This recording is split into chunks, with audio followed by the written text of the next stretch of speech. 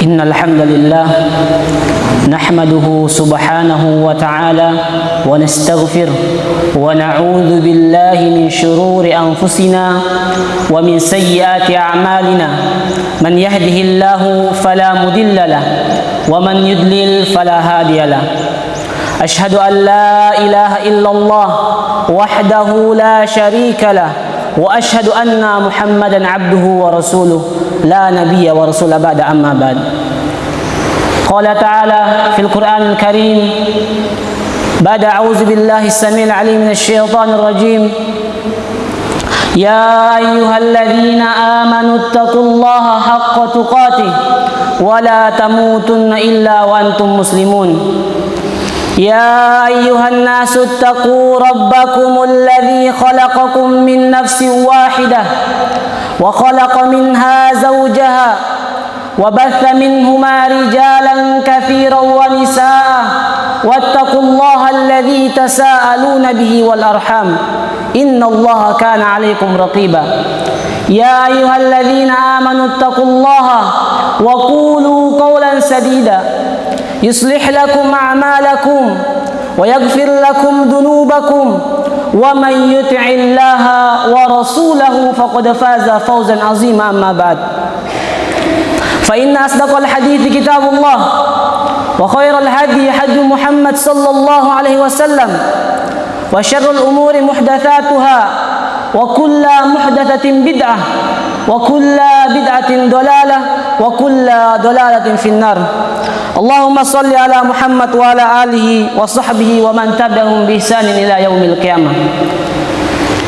Jemaah Jumat yang insyaallah dimuliakan Allah Subhanahu wa taala.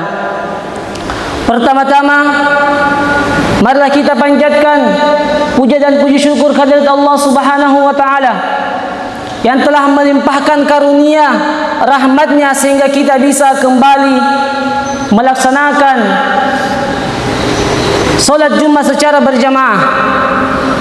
Dan tak lupa pula kita kirimkan salawat atas Nabiullah Muhammad sallallahu alaihi wasallam. Sidang jamaah Jumat yang insyaallah dimuliakan Allah Subhanahu wa taala. Allah Subhanahu wa taala berfirman di dalam Al-Qur'an, "Wa tubu ila Allahi jami'an ayyuhal mu'minun." Bertobatlah kalian semuanya wahai orang-orang yang beriman, la'allakum tuflihun, agar kalian beruntung. Secara kasat mata kita, keluarga kita, tetangga-tetangga kita, masyarakat di kampung kita, mereka terjebak dalam permainan-permainan syaitan, terjebak dalam perangkap-perangkap syaitan. Namun anehnya ada sebagian yang tidak merasa melakukan dosa.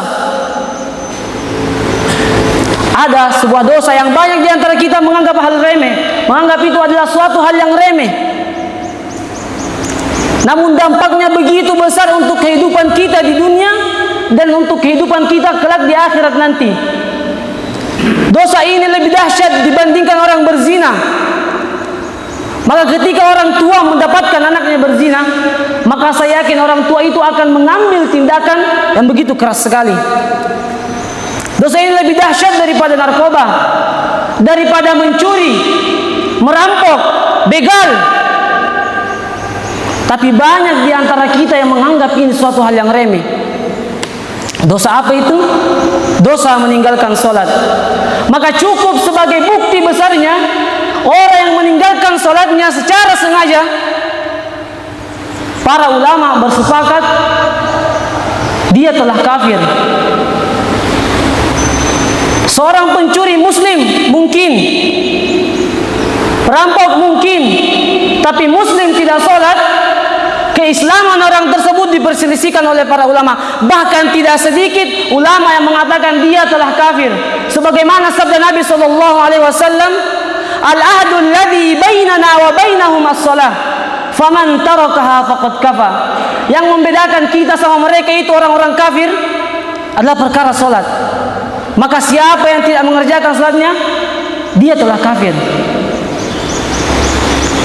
Allah Subhanahu wa taala ketika menanyakan kepada hambanya, "Ma salakakum fi saqar?" Apa yang menyebabkan kalian berada di neraka Saqar? Apa jawab mereka? Qalu lam nakum minal musallin. Kami tidak termasuk orang-orang yang mendirikan salat. Kami tidak termasuk orang-orang yang menjaga salat kami. Jamaah Jumat yang insyaallah dimuliakan Allah Subhanahu wa taala. Salat adalah rukun Islam yang kedua. Tiangnya agama diwajibkan bagi setiap orang muslimin, bagi setiap orang Islam. Salat adalah syariat Allah Subhanahu wa taala yang diturunkan kepada Nabi Muhammad sallallahu alaihi wasallam, tidaklah lewat melalui perantaraan Jibril alaihissalam. Namun Allah lah yang secara langsung menyampaikan kepada beliau, dan ini menunjukkan bahwasanya keutamaan syariat tersebut yaitu untuk mendirikan salat yang 5 waktu, yang merupakan salah satu kewajiban bagi orang Islam, yang merupakan rukun Islam yang kedua pada syahadatain setelah kita bersyahadat.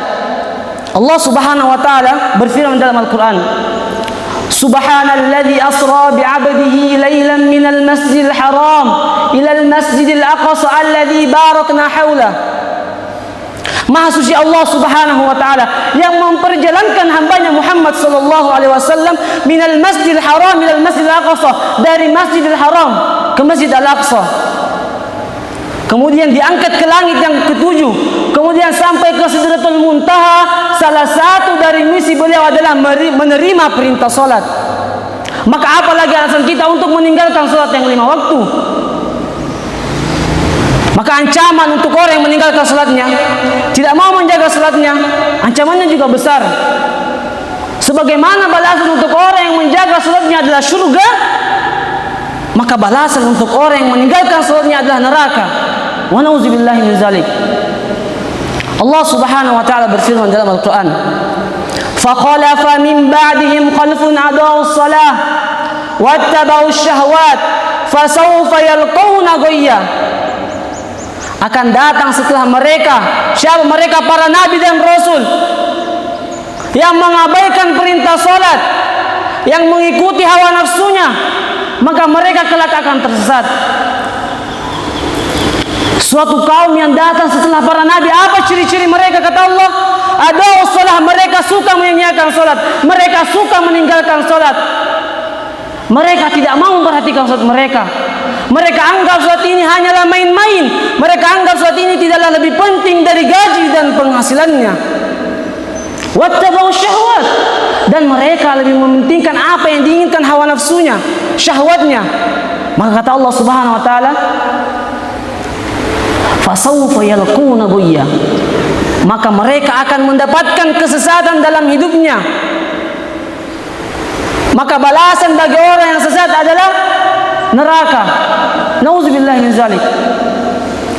Mereka tidak tahu arah, mereka akan mendapatkan kesesatan dalam hidupnya meskipun mungkin gajinya berlimpah, penghasilannya berlimpah, tapi dia tidak akan merasakan keberkahannya. Tidak ada di dalam hartanya keberkahan. Kenapa? Salat mereka tinggalkan. Kata Allah Subhanahu wa taala, "Faman ittaba hudaya fala yadillu wa la tashqa." Siapa yang mengikuti petunjuk hidayahku, maka dia tidak akan tersesat, dia tidak akan menderita, kata Allah.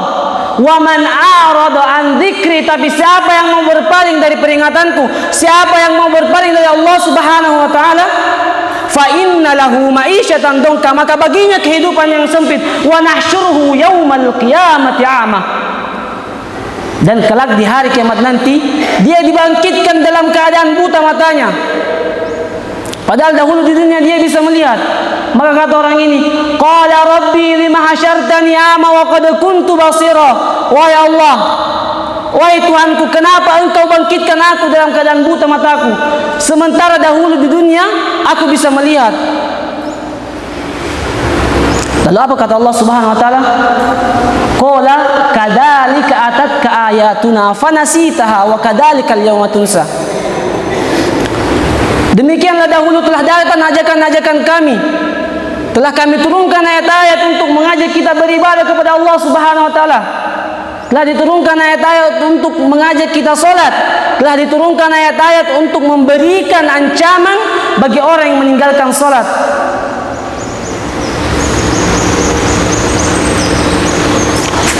Lalu kata Allah, fanasitaha, tapi engkau melupakannya.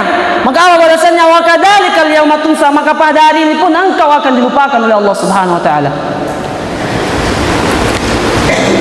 Jemaah Jumat yang insyaallah dimuliakan Allah Subhanahu wa taala.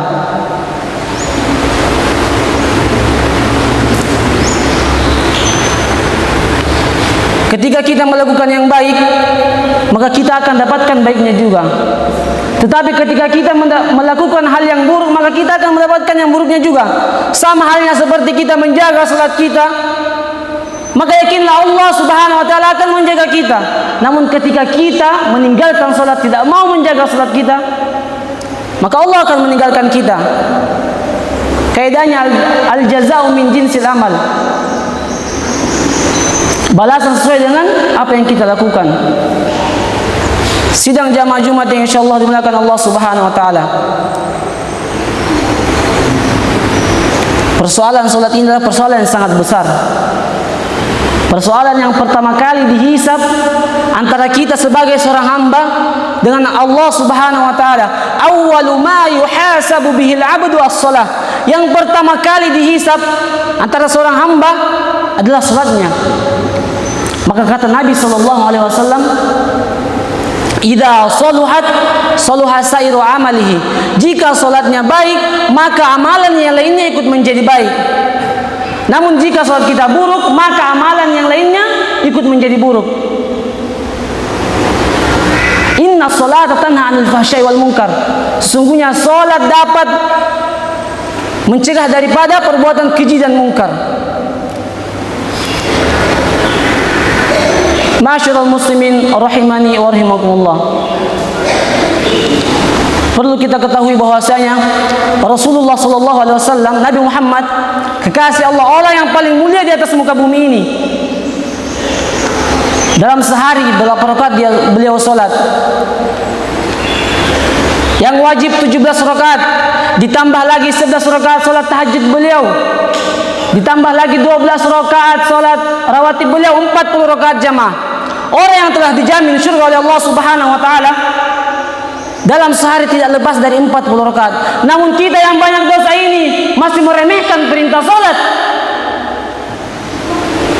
Pelajari yang sudah salat, apakah salat kita sudah benar atau belum? Jangan sampai kita capek lelah salat, namun satu pun tidak ada yang diterima. Kata Nabi sallallahu alaihi wasallam, "Innar rajula la yusalli salata 60 sana." Ada orang yang salat selama 60 tahun. Walam tuqbal lahu, satu pun salatnya tidak ada yang diterima. Yutimmu ruku'ahu wa la yutimmu sujudahu. Yutimmu sujudahu wa la yutimmu ruku'ahu. Salatnya asal-asalan. Rukunya sempurna, sujudnya tidak sempurna. Sujudnya sempurna, rukunya tidak sempurna. Yang penting saya salat. Tidak, ini bukan hanya kita melepaskan kewajiban kita saja. Karena di dalam Al-Quran Allah mengatakan, fawailul lil musallin, celakalah bagi orang-orang yang salat. Yang salat saja pun masih mungkin celaka, apalagi yang tidak salat. Karena ada orang yang salat tapi tidak memerhatikan waktunya. Ada orang yang salat tapi dia riya, ingin dilihat oleh orang-orang. Oleh karenanya marilah kita meluruskan niat, ikhlaskan niat hanya kepada Allah Subhanahu wa taala di dalam setiap ibadah kita. Barakallahu li wa lakum fil Qur'anil Karim wa nafa'ani wa iyyakum bima fihi minal ayati wa dzikril hakim. Wa taqabbalallahu minna wa minkum innahu was-sami'ul alim.